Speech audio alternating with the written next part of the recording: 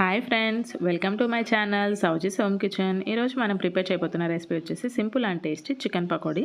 దీనికోసం నేను ఇక్కడ ఒక హాఫ్ కిలో చికెన్ని తీసుకొని శుభ్రంగా నీట్గా ఒక 2-3 టైమ్స్ వాష్ చేసేసుకొని వాటర్ ఏం లేకుండా డ్రైన్ చేసేసి ఇలా చికెన్ని ఒక బౌల్లో యాడ్ చేసి పెట్టుకున్నాను. ఇప్పుడు ఇందులోకి స్పైసెస్ యాడ్ చేసుకుందాం. 1 teaspoon salt, 1/2 teaspoon పసుపు, 1 టీ స్పూన్ కారం అండ్ అలాగే 1 టీ స్పూన్ అల్లం వెల్లుల్లి పేస్ట్, ఫ్రెష్గా నూరుకున్నది అయితే బాగుంటుంది.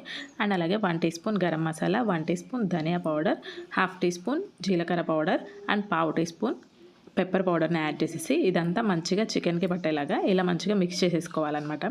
ఈ మసాలాలు మొత్తం చికెన్కి మంచిగా పట్టాలి.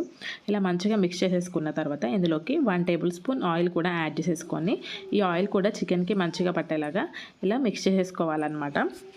ఇప్పుడు ఇందులోకి మనం 1 టేబుల్ స్పూన్ నిమ్మరసం కూడా యాడ్ చేసేసుకోవాలి. ఆ తర్వాత ఇందులోకి ఒక 3 పచ్చిమిర్చిని తీసుకొని ఇలా యాడ్ చేసేసుకోండి. ఆ తర్వాత కొత్తిమీరని ఇలా సన్నగా కట్ చేసేసుకొని యాడ్ చేసేసుకోవాలి.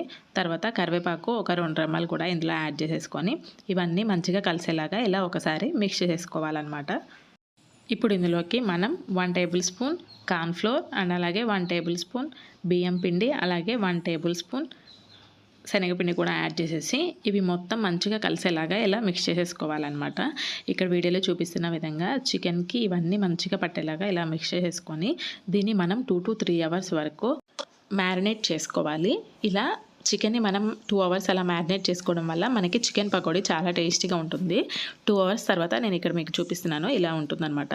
ఇప్పుడు స్టవ్ ఆన్ చేసుకొని స్టవ్ పైన మందంగా ఉండే కడాయి పెట్టుకోండి. అందులోకి డీప్ ఫ్రైకి సరిపడినంత ఆయిల్ హీట్ చేసేసుకొని ఆయిల్ మంచిగా హీట్ అయిన తర్వాత ఇందులోకి ముందుగా మనం మ్యారినేట్ చేసి పెట్టుకున్న చికెన్ పీసెస్ని ఇందులోకి యాడ్ చేసేసుకోవాలన్నమాట. ఈ చికెన్ ఫ్రై మనం హై ఫ్లేమ్లో చేయకూడదు, అలా అని లో ఫ్లేమ్లో కూడా కుక్ చేయకూడదండి. మీడియం ఫ్లేమ్లో పెట్టేసి కుక్ చేసుకుంటే చికెన్ మనకి లోపల వరకు మంచిగా కుక్ అవుతుంది. ఈ చికెన్ పకోడీ ప్రిపేర్ చేసుకోవడం చాలా సింపుల్ ఫ్రెండ్స్. ఇక్కడ చూసారు కదా, చికెన్ మనకి కొంచెం కలర్ చేంజ్ అయింది. ఇలా అన్ని వైపులా ఈవెన్గా ఫ్రై అయ్యేలాగా ఫ్రై చేసేసుకోవాలి. ఇక్కడ చూసారు కదా, చికెన్ పకోడీ మంచిగా ఫ్రై అయిపోయింది.